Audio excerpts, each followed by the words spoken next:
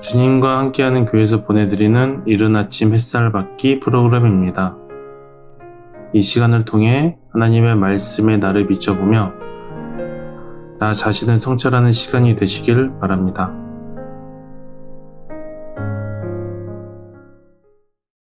이른 아침 햇살 받기 시간입니다. 어제는 출애굽기 19장 1절부터 6절까지 말씀을 나눴습니다.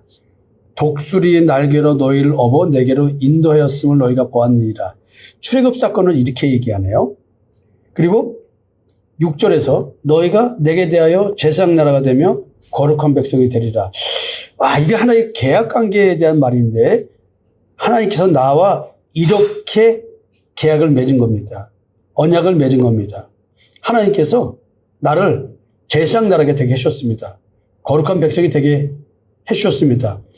이렇게 됐다면 나는 이스라엘 백성에게 말을 전해야 할 때 것이 있어요. 그게 뭘까요? 베드로전서 2장 9절에 이렇게 해석을 하고 있습니다. 그러나 너희는 택하신 족속이요 왕같은 제사장들이요 거룩한 나라요 그의 소유된 백성이니 이는 너희를 어두운 데서 불러내어 그의 기이한 빛에 들어가게 하신 이의 아름다운 덕을 선포하게 하려 하심이라.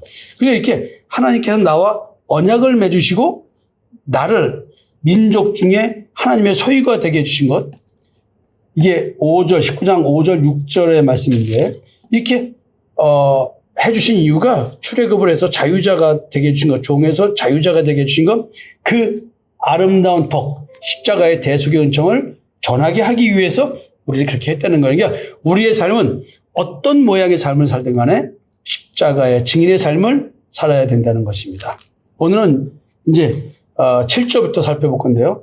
이 말을 이스라엘 자손에게 전하라고 했으니까 모세가 하나님의 말씀을 듣고 와서 백성의 장로들을 불러서 이제 다시 전하게 해야 되겠죠. 그래서 여호와께서 모세에게 명령하신 그 모든 말씀을 그 백성의 대표들 앞에서 이야기를 했습니다. 그 백성들은 일제히 말합니다. 여호와께서 명령하신 대로 우리가 다 행하리라. 율법을 얘기할 때 전부 다 듣겠다고 했습니다. 말씀대로 따른다고 했습니다. 모세가 백성의 말을 또 여호와께 전했습니다. 다 율법대로 한다고 했습니다. 이렇게 했습니다. 여호와께서 또 모세에게 말씀하십니다. 내가 빽빽한 구름 가운데서 네게 임함은 내가 너와 말하는 것을 백성들이 듣게 하며 또한 너를 영원히 믿게 하려 함이라. 모세가 백성의 말을 여호와께 아뢰었으므로 여호와께서 모세에게 이르시되 너는 백성에게로 와서 오늘과 내일 그들을 성결하게 하며 그들에게 옷을 빨게 하고 준비하게 하여 셋째 날을 기다리게 하라. 이는 셋째 날은 나 여호와가 온 백성의 목전에서 시내 산에 강림할 것이니 너는 백성을 위하여 주유의 경계를 정하고 이르기를 너희는 삼가 산에 오르거나 그 경계를 침범하지 말지니 산을 침범하는 자는 반드시 죽임을 당할 것이라. 지금 하나님께서 이렇게 말씀하셨어요. 그런 자에게는 손을 대지 말고 돌로 쳐 죽이거나 화살로 쏘아 죽여야 하리니 짐승이나 사람을 막론하고 살아남지 못하리라 하고 나팔을 길게 불거든 산 앞에 이를 것이니라. 자, 하나님께서 신의 산에 임하십니다. 하나님을 죄인된 인간이 만나면 즉사하게 되어 있습니다. 자, 오늘은 이 말씀 여러 가지 중심 구절이 있지만 성결하게 하라. 하나님의 산에 다 모여야 되는데 인간들은 하나님을 만날 수가 없어요. 그래서 하나님께서 이제 자기 자신을 구름 가운데 가리셔야 됩니다. 그리고 그 산을 침범하는 자는, 거룩을 침범하는 자는 다 죽게 되어 있습니다. 근데 성결하게 하는데 성결하게 하는 것이 뭐냐면 그들에게 옷을 빨게 하고 옵니다. 옷을 빤다. 이게 뭘까요? 그 죽음을 옮기는 자는 그 옷을 빨지니 저녁까지 부정하리라.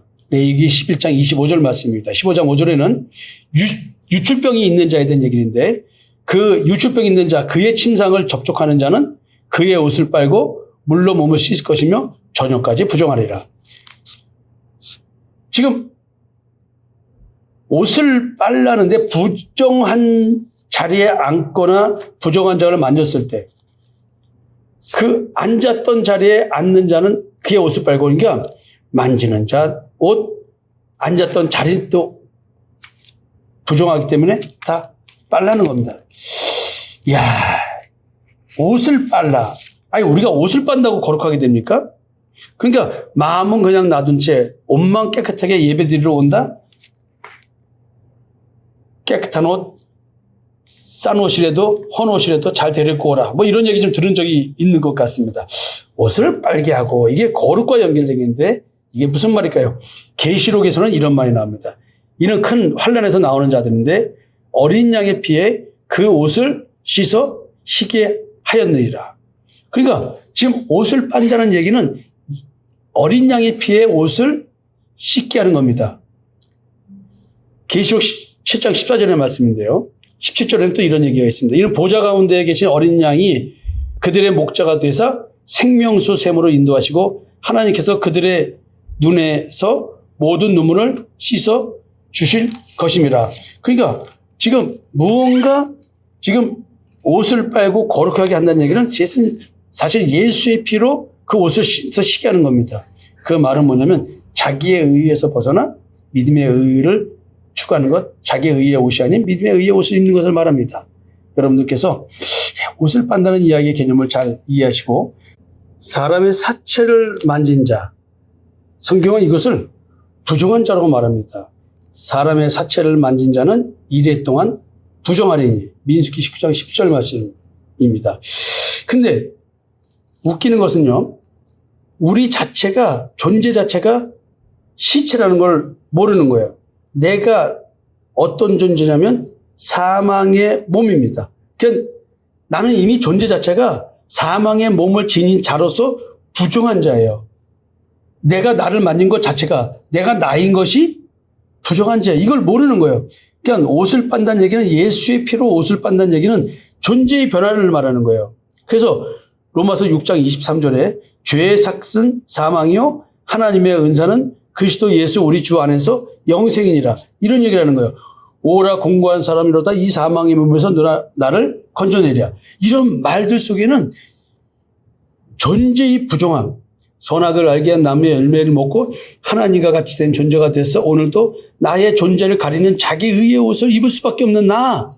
이게 바로 뭐냐면 부정한 사체를 만지는 거예요. 우리의 부정, 이 부정한 자가 거룩하게 되는 것은 예수의 피밖에 없습니다. 지금 하나님께서 시내산에 임하시는데 경계를 정하고 절대로 들어오지 말라고 말씀하고 계십니다. 하나님이 임재하신 곳은 하나님의 거룩한 처소거든요. 그곳에는 어떤 부정한 것이나 죄악도 틈탈 수 없습니다.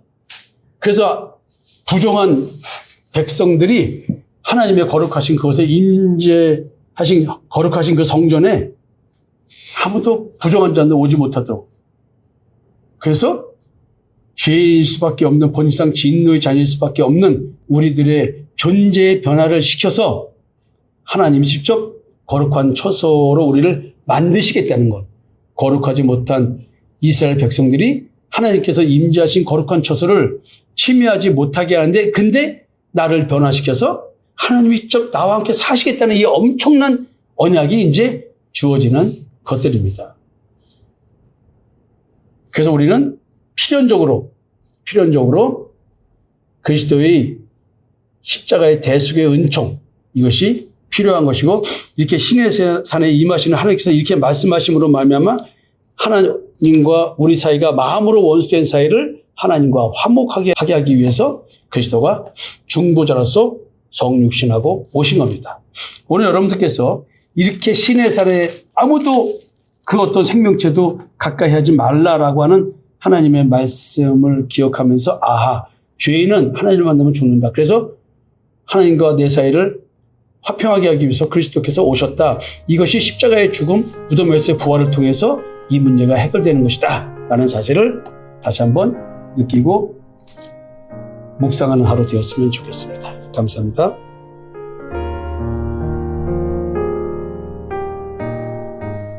지금까지 이른 아침 햇살 받기 프로그램이었습니다. 오늘 하루도 믿음 안에서의 삶을 누리시는 여러분이 되시기를 기도합니다.